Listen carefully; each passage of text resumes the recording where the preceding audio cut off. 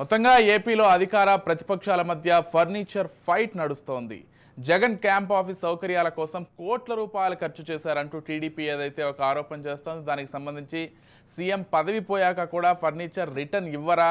ఇంత అంటే వేల కోట్లు ఉన్నటువంటి జగన్మోహన్ రెడ్డి ప్రజాధనంతో ఆయన సొంత ఏదైతే ఇల్లుందో ఆ ఇంట్లో ఒక క్యాంపు ఆఫీస్ నిర్వహించుకుంటూ అక్కడ ఈ ఫర్నిచర్ మొత్తాన్ని పెట్టుకోవడం ఎంతవరకు సబబంటూ టీడీపీ అయితే గట్టిగా ఫైర్ అవుతోంది. దీనికి సంబంధించి అసలు ఎంత అయ్యిందో ఆ ఫర్నిచర్ మొత్తానికి మీరు లెక్క పంపించండి, మేము ఇచ్చేస్తామంటూ ఇటు వైసీపీ కూడా ఒక ట్వీట్ చేసింది. కాబట్టి వార్ అయితే నడుస్తోంది. గతంలో కూడా దీనికి సంబంధించే కోడెల శివప్రసాద్కి సంబంధించి ఆయన కూడా కొంత ఆఫీస్ ఫర్నిచర్ని వాడుకున్నారని ఇదే వైసీపీ గతంలో కొన్ని కామెంట్స్ చేసింది. ఇప్పుడు అదే వైసీపీ అధినేత అయినటువంటి జగన్మోహన్ రెడ్డి విషయంలోనే ఇటువంటి ఆరోపణలు రావడం, దీనికి సంబంధించి వైసీపీ కూడా స్పందించడం ప్రస్తుతం రాష్ట్ర వ్యాప్తంగా కొంత చర్చనీయాంశం ఉందని చెప్పుకోవాలి. ఇక ఇదే అంశానికి సంబంధించి మరిన్ని తెలంగాణ అదేవిధంగా దేశవ్యాప్త రాజకీయాలకు సంబంధించి మనతో పాటు చర్చించడానికి మా పొలిటికల్ ఎడిటర్ అరవింద్ కొల్లి గారు సిద్ధంగా ఉన్నారు. వారిని అడిగి మరిన్ని విషయాలు తక్షణంగా తెలుసుకునే ప్రయత్నం చేద్దాం. గుడ్ మార్నింగ్ అరవింద్ గారు. Good morning Vijay. ఎలా చూడాలి ఫర్నిచర్ గొడవకు సంబంధించి? అసలు ఏం జరుగుతోంది? ఇప్పుడు జగన్మోహన్ రెడ్డి వివాదం వచ్చిన తర్వాత ఏదైతే పే చేస్తామని వైసీపీ చెప్తుందో, ఆ వివాదం రాకముందే కోడెల శివప్రసాద్ అప్పుడు తాను రీపే చేస్తాను లేదా ఫర్నిచర్ హ్యాండ్ ఓవర్ చేస్తాను అని చెప్పినటువంటి పరిస్థితి చూసాం. ఓకే, అదే సందర్భంలో ఆయనని సోషల్ బాయ్కాట్ చేసే విధంగా ఒక మైండ్ గేమ్ ఆడినటువంటి వైసీపీ. అందులో ఎక్కడ భేదాభిప్రాయం ఉండాల్సిన అవసరం లేదు. చివరికి కోడెల సామాజిక వర్గానికి చెందినటువంటి ఒక పత్రిక, అది సామాజిక వర్గ పత్రిక, ఆ పత్రిక అదే బయట పత్రిక ఏం కాదు, అది ఆ కుల సంఘం నడిపేటటువంటి పత్రిక. ఆ పత్రికలో మనకి అవసరమా ఈ కోడెల అనే ఉద్దేశంతో ఎడిటోరియల్ రాసింది. ఒక 2 ఎడిషన్స్ పాటు వరుసగా కథనాలు రాసింది. అవి చూసి వీటన్నిటితోటి మనస్తాపానికి గురైనటువంటి కోడెల ఆత్మహత్య చేసుకునేటువంటి పరిస్థితి చూసాం.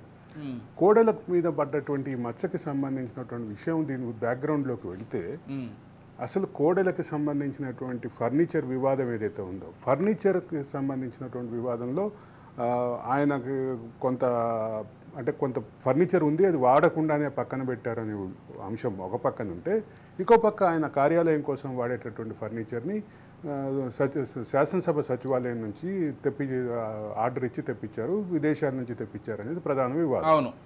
ఈ మొత్తంలో ఆయన వాడే ఫర్నిచరు అంటే ఒకటి గుర్తుపెట్టుకోవాలి, కొత్త శాసనసభ స్పీకర్ వచ్చే వరకు శాసనసభ స్పీకర్గా పోటీ చేసినటువంటి వ్యక్తి ఒకవేళ ఎన్నికల్లో ఓడిపోయినా కానీ అదే శాసనసభ స్పీకర్గా ఇప్పుడు శాసనసభ స్పీకర్ ఎవరుంటే తమ్మినేని సీతారామన్ చెప్పాలి.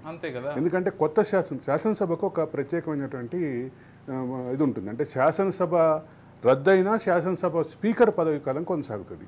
ఇది భారత రాజ్యాంగంలో చాలా క్లియర్గా ఉన్నటువంటి అంశం.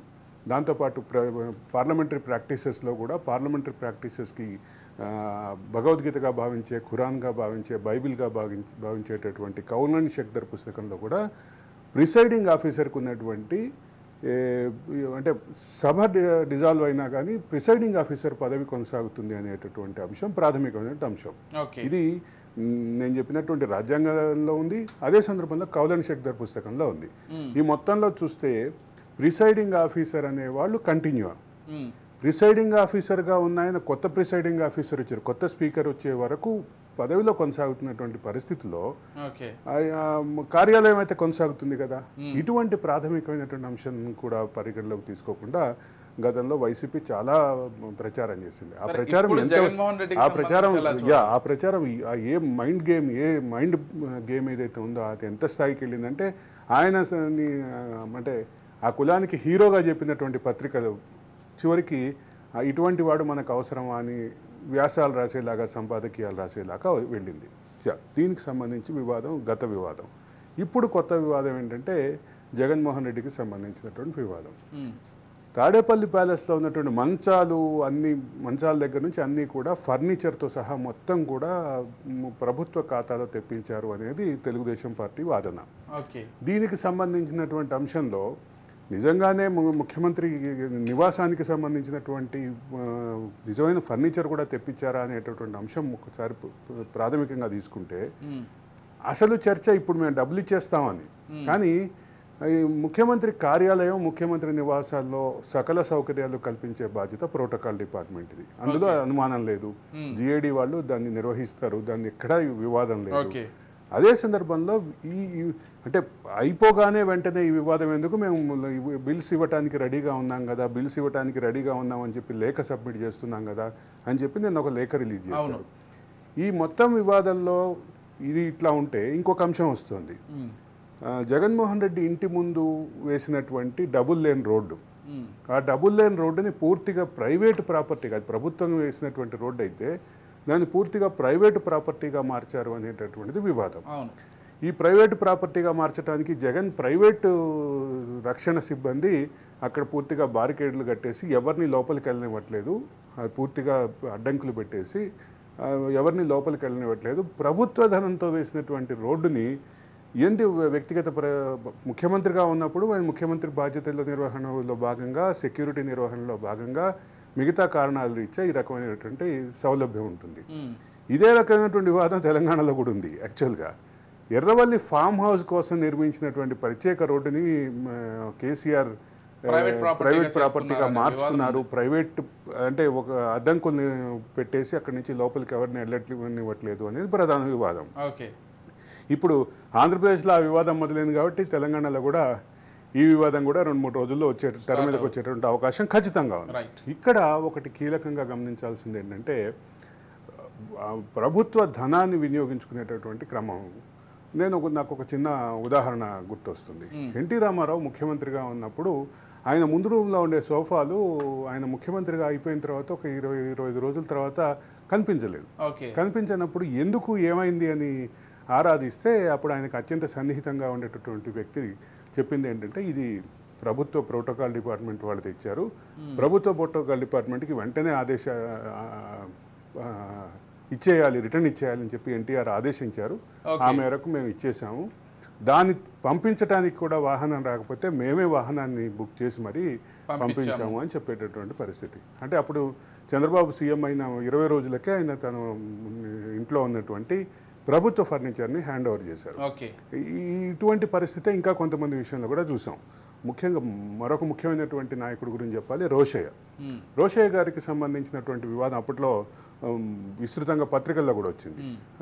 ఆయన వాడే ప్రభుత్వానికి సంబంధించినటువంటి ఫర్నిచర్ని వెంటనే పంపించేశారు, డిపార్ట్మెంట్కి హ్యాండ్ ఓవర్ చేశారు. కానీ కంటిన్యూషన్లో ఉన్నది కాంగ్రెస్ ప్రభుత్వమే, కిరణ్ కుమార్ రెడ్డి ముఖ్యమంత్రి. ఫర్నిచర్ పైగా ఆయన ఫర్నిచర్తో పాటు ఆయన కొంత ప్రోటోకాల్ ఉంటుంది. ఆయన మాజీ ముఖ్యమంత్రిగా కొంత ప్రోటోకాల్ ఉంటుంది. అదే సందర్భంలో ఎమ్మెల్సీ కూడా, నా ఎమ్మెల్సీకి సంబంధించినటువంటి కొంత ప్రోటోకాల్ ఉంటుంది. అయినా కానీ వెనక్కి పంపించిన పరిస్థితి. అటువంటి హుందాగా ఉన్నటువంటి నాయకుల్ని చూసినటువంటి మనం ఇక చంద్రబాబు నాయుడు విషయంలో కూడా ఇటువంటి కొన్ని సానుకూలమైన విషయాలు విన్నాం గతంలో. ఇటువంటి పరిస్థితులు ఉన్నటువంటి, ఇటువంటి నాయకులు ఉన్నటువంటి చోట ఖచ్చితంగా ఇది ఒక అంటే పాజిటివ్ వైబ్రేషన్ అయితే కాదు. దీన్ని భవిష్యత్తులో కూడా ఇప్పుడైతే రాజకీయ రచ్చ జరుగుతోంది, మరిన్ని విమర్శలు ప్రతి విమర్శలు కూడా ఈ విషయంలో కొనసాగేలాగే కనిపిస్తున్నాయి. చూద్దాం ఈ అంశంలో ఏమవుతుందో. మరి వీళ్ళైతే ఆ మొత్తం ఖర్చుకు సంబంధించి దాని బిల్స్ పంపించేస్తామని చెప్తున్నారు. చూద్దాం ఏమవుతుందో. బిల్స్ పంపించడం మాత్రమే పరిష్కారం కాదు. దీన్ని ముందుగా ఎవరు గుర్తించి, అంటే ఒకవేళ వివాదం అయినాక బిల్స్ దాకా వచ్చే ముందు అసలు వివాదం రాకుండానే చూసుకుంటే ఇప్పుడున్నటువంటి పరిస్థితిలో వైసీపీకి ఉన్నటువంటి ప్రస్తుత ప్రతికూల పరిస్థితిలో బాగుంటుంది. ఆ రకమైనటువంటి డెకోరం, ఆ హుందాతనం కూడా మెయింటైన్ చేయాల్సినటువంటి బాధ్యత నాయకుల మీద ఉంటుంది. చంద్రబాబు తన నివాసానికి అనుగుణంగా పక్కనే కట్టుకున్నటువంటి ప్రజావేదికకు సంబంధించినటువంటి అంశం ఉంది. ప్రజావేదికని ముఖ్యమంత్రి కార్యాలయం అంటే ముఖ్యమంత్రికి సంబంధించినటువంటి క్యాంప్ ఆఫీస్కి అనుబంధంగా కడితే అక్కడ ఉన్నటువంటి ముఖ్యమంత్రి అప్పుడు అంటే ఇమీడియట్గా ఇప్పుడు విజయవాడ, గుంటూరు పరిసర ప్రాంతాల్లో రాజధాని ప్రకటించిన తర్వాత విపరీతమైనటువంటి ట్రాఫిక్ జామ్ ఎదుర్కొన్నటువంటి పరిస్థితి. ఇంకొక దగ్గర దూరంగా ఉన్నటువంటి ప్రదేశానికి వెళ్ళి ముఖ్యమంత్రి సమీక్షా సమావేశాలు నిర్వహించాలంటే ఇబ్బందికరమైనటువంటి పరిస్థితి ఉన్న నేపథ్యంలో ప్రజావేదిక కట్టాము అని అప్పుడు ప్రభుత్వం క్లారిటీ ఇచ్చింది. ప్రజావేదికలోనే సమీక్ష కార్యక్రమాలు ఉంటాయి, ప్రజావేదికలోనే ముఖ్యమంత్రి ప్రజలకు సంబంధించిన విజ్ఞప్తులు స్వీకరిస్తారు అనేటటువంటి అంశం ఉంది. ఇది కొత్త విషయం కాదు. కానీ దాన్ని ప్రజావేదికని వివాదం చేసి కూల్చినటువంటి జగన్మోహన్ రెడ్డి ఆ జగన్మోహన్ రెడ్డికి సంబంధించిన వైసీపీ ఇటువంటి పరిస్థితుల్లో ఖచ్చితంగా ఈ విషయంలో డిఫెన్స్లో పడిందని చెప్పక తప్పదు. అయితే ఇక ప్రజావేదికకు సంబంధించిన ప్రస్తావన వచ్చింది కాబట్టి ఇంకొక విషయం కూడా చెప్పాలి. ప్రజావేదికని గత 5 సంవత్సరాల పాలన విధ్వంసానికి నిదర్శనంగా అట్లాగే ఉంచుతాము, దాన్ని రీకన్స్ట్రక్ట్ చేయము, కొంతకాలం పాటు అది అట్లాగే కొనసాగుతుంది అని చెప్పి ముఖ్యమంత్రి చంద్రబాబు ప్రకటించారు. ఇది కూడా అంటే గత పాలనని ప్రజలకు మనసులో రెగ్యులర్గా గుర్తు చేయటం అనేది ఉద్దేశంగా తెలుగుదేశం చూస్తోంది. కానీ దీనికి సంబంధించినటువంటి అంశంలో ప్రభుత్వం రీథింక్ చేసి దాన్ని రీకన్స్ట్రక్ట్ చేస్తే బాగుంటుందేమో అనేది భావంగా